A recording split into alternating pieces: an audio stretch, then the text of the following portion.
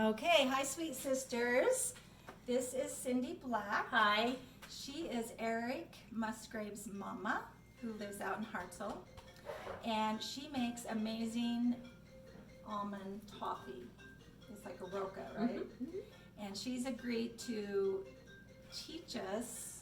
Sorry about that. That's her phone. To teach us how to do that as part of my effort to have some activities. Just touch anything and it'll stop, any button. Sorry, Janice is going to turn the phone off. Anyway, so this is proof that we're not professionals, but our heart's in the right place. Yeah. So I'm going to let Cindy tell you what you're going to need. She says it's super easy. Yeah. And there's a couple little secrets that I didn't know that is maybe the reason why my toffee has not turned out here. I blamed it on the altitude, but it may be something else. So I'll let Cindy go ahead. Well, I think the pan makes the difference on that altitude. Yeah. This is a cast iron pan. It's the bigger one, not the small one, because the small one is, well, it's a little too small. Because there's a lot of stuff that we're putting in it. So what size? Let's measure that. Yeah, it's not the 12-inch. It's bigger than a 12-inch. Mine is a little bit bigger than this, but I'm using Eric's pan. This one's, oh, that's a 12-inch. Yeah, it's 12 inches. So. Yeah. Well, we'll see what happens. So we're going to use a pound of butter, 2 cups of almonds, and this is already 2 cups, which is great. 4 cups of sugar, and today we're going to be using the Nestle's Toll House, no, the milk chocolate chips for covering it, but it can be any chocolate. And I like to shop around and get, you know, the best chocolate, but for the best price. So it does kind of take some shopping around. So I'm going to turn it on, and we want it to be, is this the one? Yeah. That side for the bigger. Yeah, okay. So we want it to be halfway between medium and high. So right about there. So do you cook on an electric stove or gas? I usually cook on an electric stove, but this pan is so used to gas. It's got a burned bottom, you know, it's been used over the fire, in fact. Okay, so we're going to put our butter in there and let it melt. It's optimal to use, and I don't know why, maybe it's tradition, I don't know, to use a non-metal spoon. So that's what we're doing. It doesn't take very long. It takes probably a total from start to finish 20 minutes to make it. Nice. Thanks. You're welcome. So we'll just melt this butter until it's all melted, and then we'll put the sugar in. And there is a time when is a good time to add the walnuts. I mean the almonds. But we'll get them ready. It's great to have everything there, because once it starts getting hot, you don't want to have to go look for stuff, because you need to keep stirring it. Otherwise it will burn, and I have done that. And it's very discouraging to have it burn. So I have it halfway between medium and high, you think? There's low, there's medium. Yeah, I think that's it. So I guess if you're going to err on the temperature thing, err on the not warm enough, but it will take forever. Because if you cook it too fast, you'll burn it. And burnt toffee isn't terrible. It actually tastes pretty good still. People that are smokers really like it. It tastes familiar to them. It's got a stronger taste anyways. So with this, you do stir it. Yes, I do stir it, and you have to, once you add the sugar, you constantly stir it. I have a toffee recipe that specifically says do not stir, and it's so hard not to stir it. Yeah. But if you stir it, you ruin it. Yeah, this one is not that way. This one, if you don't stir it, you're in trouble. I guess because, you know, I don't know, there's lots of different toffee recipes. And I call this Almond Roca, but maybe it is more toffee than Almond Roca, because I was not taught to do it with a heavy bottom pan, and it was less sugar that we used, and then we had to soak up the excess butter, and I thought, that's dumb. So I didn't do it that way. I changed it a little bit, changed the recipe a little bit. And we're not in a hurry once we get it into the cookie sheet, which, did I tell you cookie sheet? Yeah, cookie sheet has to have sides to it. This is a very loved cookie sheet over the years. I know, you make lots of yummy stuff. So do I have that on the right temperature, halfway between medium and high? Yep, so 4 would be medium and that's high, so 6 would be perfect. Okay. I find that cast iron takes a little while to heat up, but once it heats up, it's really uniform, and maybe that's why making the toffee in this pan is the secret, and I'm super excited to have that shared. Okay, our butter's just about melted, so we can add our sugar.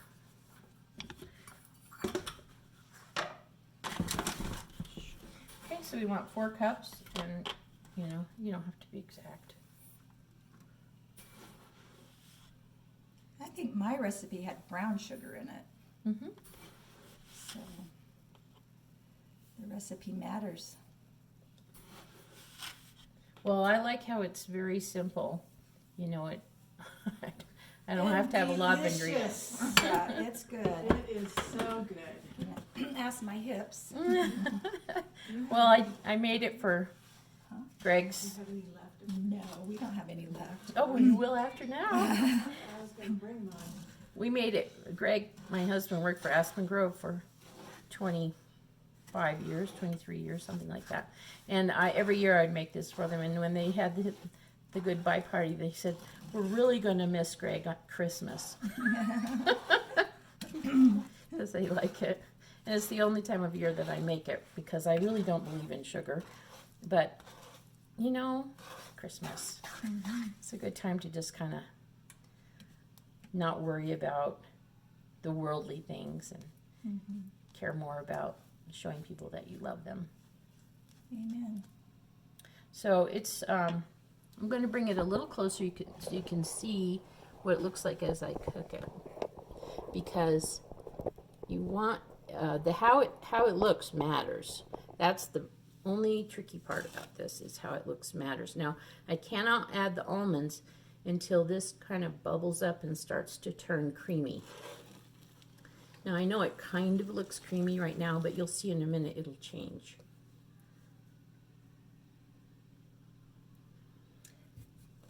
I've had mine separate.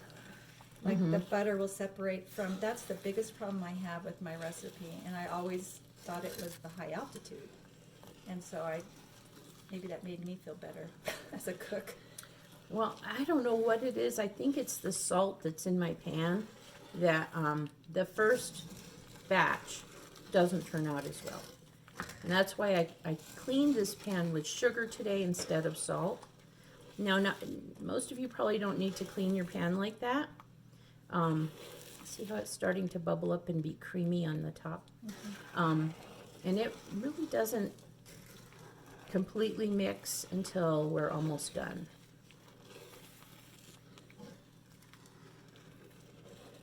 But anyway, so when you're trying to make your pan all smooth on the inside again, you'll often use a little bit of salt and then be abrasive with it with a paper bag or paper towel or something. And then you wipe it all out, and then you use oil to put it back in a state that it won't rust while it's sitting in your cupboards. Okay, so almost ready to put the almonds in.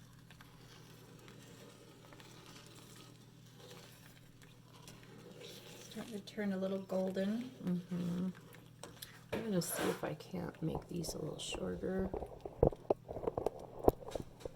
So you can directly see into the pan a little bit more. There. So you see how it's getting those bubbles on the top, and it's just kind of a creamy bubble? That's when you can add your almonds.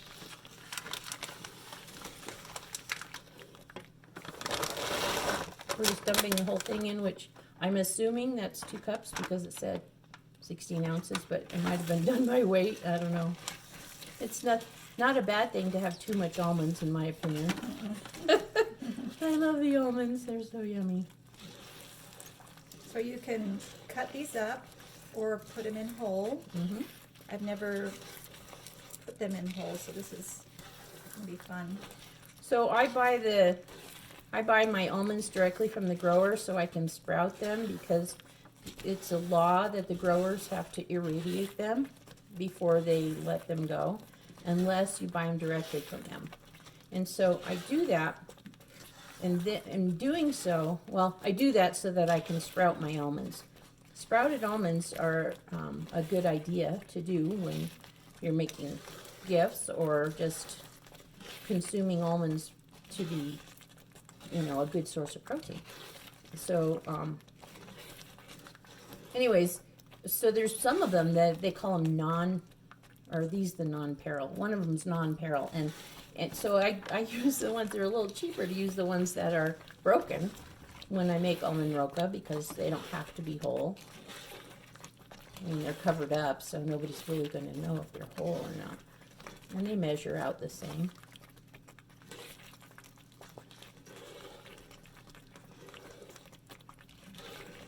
That's just a steady boil. So let's talk about sprouting almonds while we're watching this bubble. And what we're waiting for, by the way, is we're waiting for it to snap. Do you have a hot pad? Well, I can use one of these, I guess. Okay, great. Once it snaps, then it's done. You see how creamy that is on the top? I probably should have waited a little bit longer before I put the almonds in, but it's okay. So you keep it moving just so it won't burn. Yeah. Anyway, sprouted almonds, I like to sprout them because they're 400 times more nutritious sprouted than they are raw.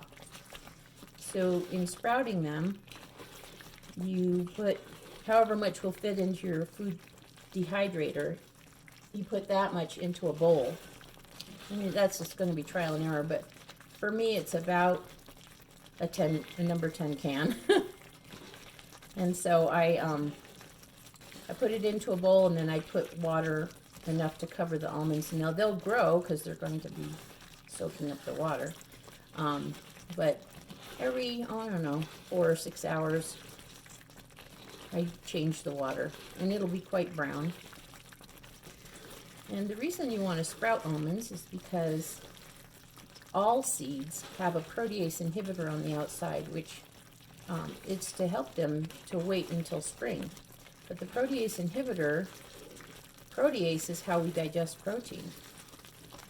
And so if it has a protease inhibitor on it, and you eat it, it takes about 15 minutes minimum to deactivate a protease inhibitor when it's on a nut of any kind.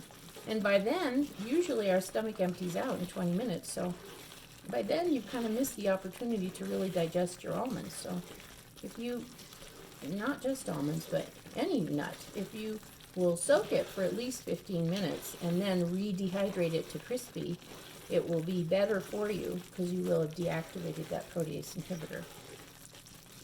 Because protease, if you think of it, the protein is what you digest with protease. Anyway, so I sprout the almonds by 24 hours soaking them, and most of the people I give them to like them a little bit salted, so I put a little bit of salt on this number 10 can of amount of almonds, so it's lightly salted.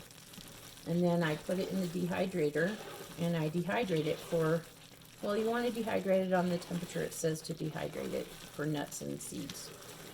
And so I do that. It takes usually another 24 hours, sometimes longer, depending on how moist the air is, I guess. I don't know.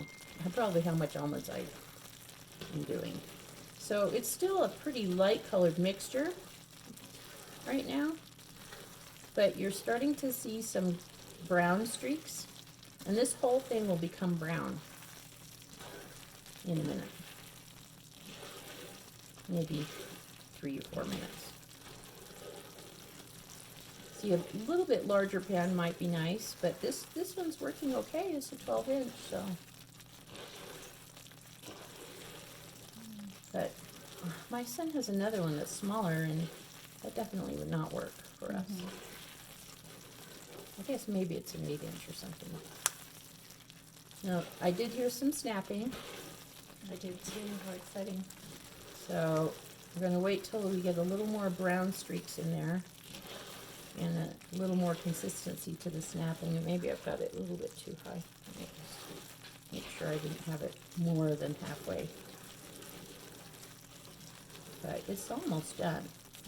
So it doesn't take very long. I'd like to hear a little more consistent snapping, and then I know I'm done. So you're not putting it in cold water and all that No, mess. no, this is so simple. But you do have to wait for this to cool to do the other side. So what we'll do is while it's still hot, we'll put the chocolate on it and let the heat of the toffee melt the chocolate. And we'll also sprinkle some chopped up almonds on top of that. I'm going to stop talking for a minute so you can hear the snap.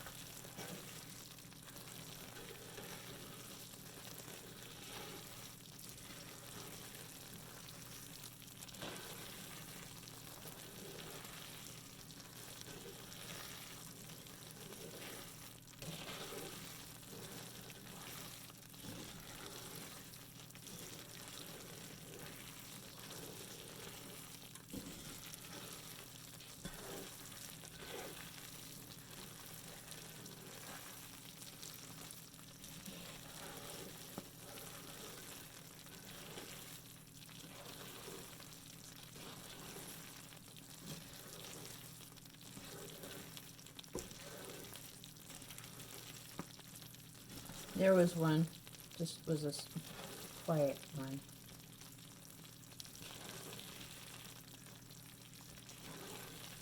It's the fat snapping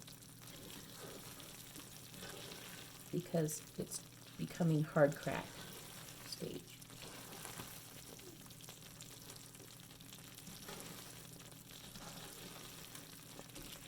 And sometimes I like to use like on my hand I'll wear one of those mitts because those snaps can sometimes get you. Can you hear those? I can. Okay, so we're going to turn off our heat. So when it starts snapping, it's done. Yeah. And I'm going to turn it this way so you can see as I pour it into. Yeah. Maybe we'll lower these down. And I'm sorry. Yeah, I'm going to take it off. You get it. I just don't want to get you with this. It's very hot.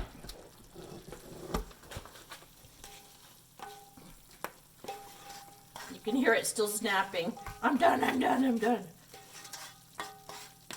And then, because this stuff, once it hardens on your pan, it's very hard to get off, I put it in hot water. Or, I put it in the water.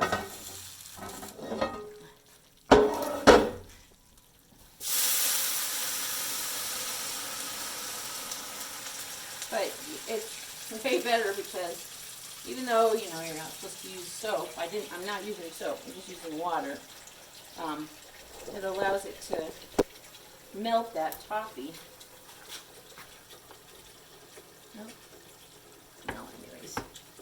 So we have to wait a little while till it gets a little bit hard, maybe 5 minutes, and we're going to put the chocolate on the top. We'll just... So you don't spread it on the pan, you just leave it. Yeah, I just leave it, it goes. Kind of nice that it's over the edge because it allows some of the heat to go out. Yeah. And you'll see, sometimes there's a little extra, if you'll tip it towards this, sometimes there's a little extra butter. That means I somehow didn't put quite enough sugar in. Maybe I wasn't careful about, you know, if I got it all the way full. But the recipe that used to call for it would say, and use the paper towel to mop up all the extra, and you were supposed to cut off the ends of your butter. And it was only 3 cups of sugar or 2 cups of sugar. And I went, nah, that doesn't make sense. Let's not throw away all that butter. So once this has a little bit of hardness to it, which it isn't yet, see how it's easy to move it around? Maybe another minute or 2. We'll put the chocolate on the top and we'll wait for it to melt. While it's melting, we'll chop up the almonds. Okay, so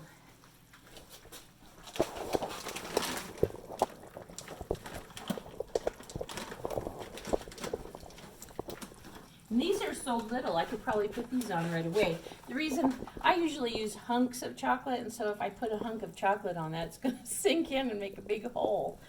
Not that that's a bad thing, but you know, it's harder to spread your chocolate. It's a big hole. Let's just put one on there and see if it falls in.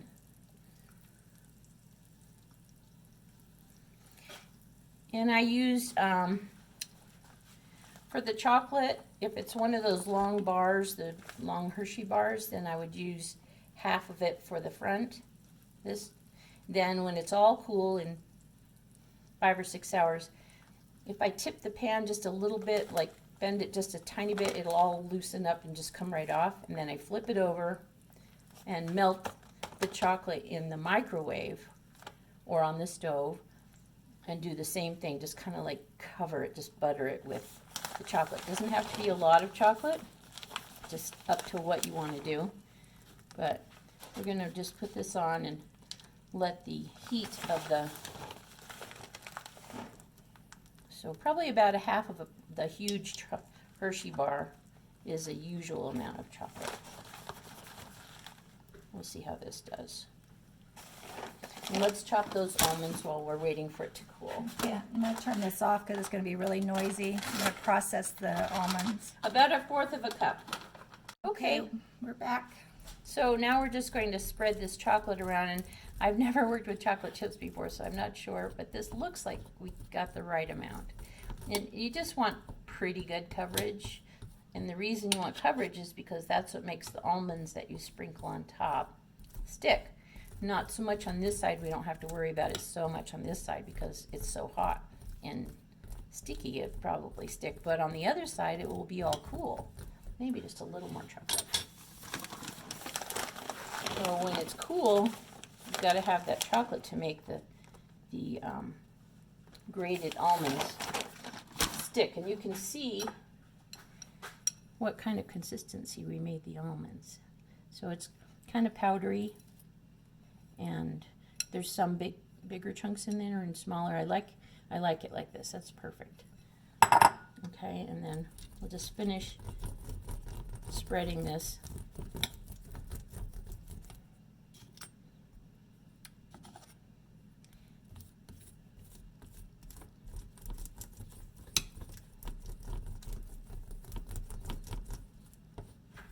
So this is my favorite thing to make every year, is not just the Almond Roca, but the sprouted almonds. And people that can't have sugar, you give them the sprouted almonds. And the people that can have sugar, none of us should, but anyways.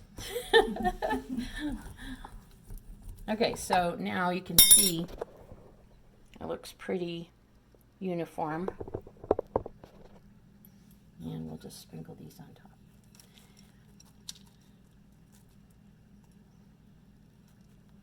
Okay, and that's it. That's all there is to making Almond Roca, or what I call Almond Roca. So after, Good luck. So after this, you take it, you flip it, and put chocolate and almonds on the other side. Yes. After it's cooled And completely. It takes about how long to cool? Well, probably Several hours. 5 hours. Okay, so 5 hours. Turn it upside down.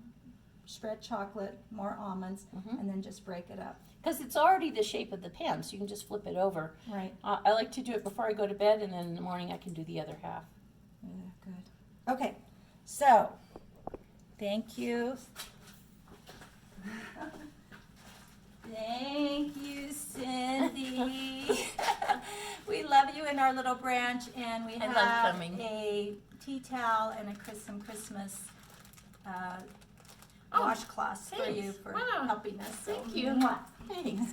And thanks so much for all the support you guys give my son and his wife and their little baby Sophie, because you are the mothers when I can't be here. No. Thank you.